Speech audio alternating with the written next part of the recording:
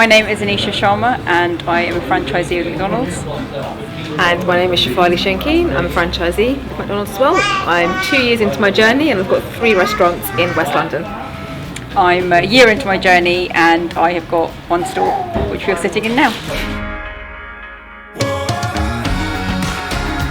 Yeah, so I've had a corporate career for many years. Left uni, studied maths, went into an investment bank. I then joined an engineering business and I headed up strategy and mergers and acquisitions for them. I loved my job, I loved the corporate world, but I always wanted to do something more for myself, something more for the community around me. And our father had a business, he had a snooker club in West London, which for 30 years he had it. Over 30 years, yeah. And we sort of were born and brought up working in there. Yep. And we kind of always saw the joy that he had in going to work and having his own business and the legacy that he was building. And that's something that I think you did as well. We wanted that for ourselves.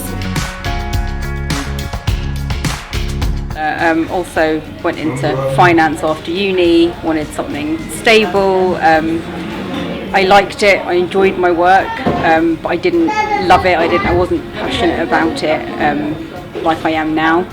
I think I went to a franchise show when I was about 30, so about 10 years ago, and I looked into a few other opportunities, but McDonald's was always the star of the show. There was so much support, there was structure, there was a framework. It's a brand that we've grown up with, isn't it? Yeah. It's familiar, it's trusted.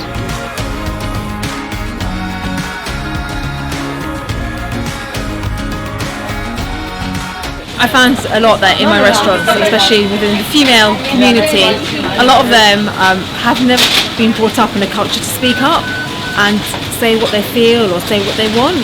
So I have regular speak up sessions in all my restaurants to encourage them to come and talk to me. And I'm there just so that they feel they have another female person that they can confide in. And some of our best ideas and some of the changes that we've made in our restaurants have been from those females. From women. Yeah, from women who are, pushing to speak up and have a voice. Absolutely. I think it's especially in a store where there are so many women, I think it's really important that they know that they can talk about anything they want and they shouldn't feel afraid to voice their opinions or share their ideas. And it's a safe space and environment to do that.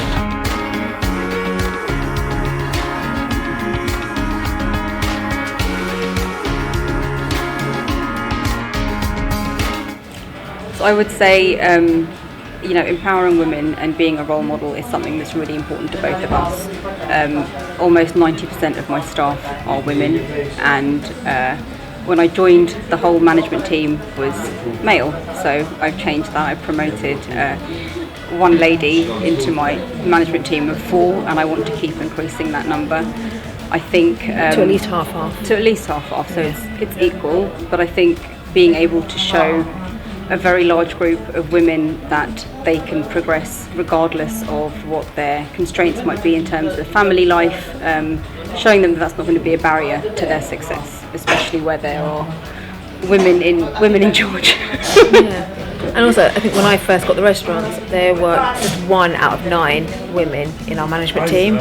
We've now got that to 3 in 9, and that's just over 6 months. And my passion is to make sure we get to an equal number. And it's interesting, I was talking about this earlier, and I just remembered the other day, on my first day at Brentford, at my first store, 2 women crew members came up to me and said how empowering it was to have a woman boss, and how it was brilliant to have a role model, an inspiration, somebody they could look up to, because they felt that there is a lack of women leaders, especially of colour, that they can look up to and that they can inspire to, and that are role models. And especially in this demographic, I think that's a huge piece of motivational support that we can give, and somebody that we should be doing more of.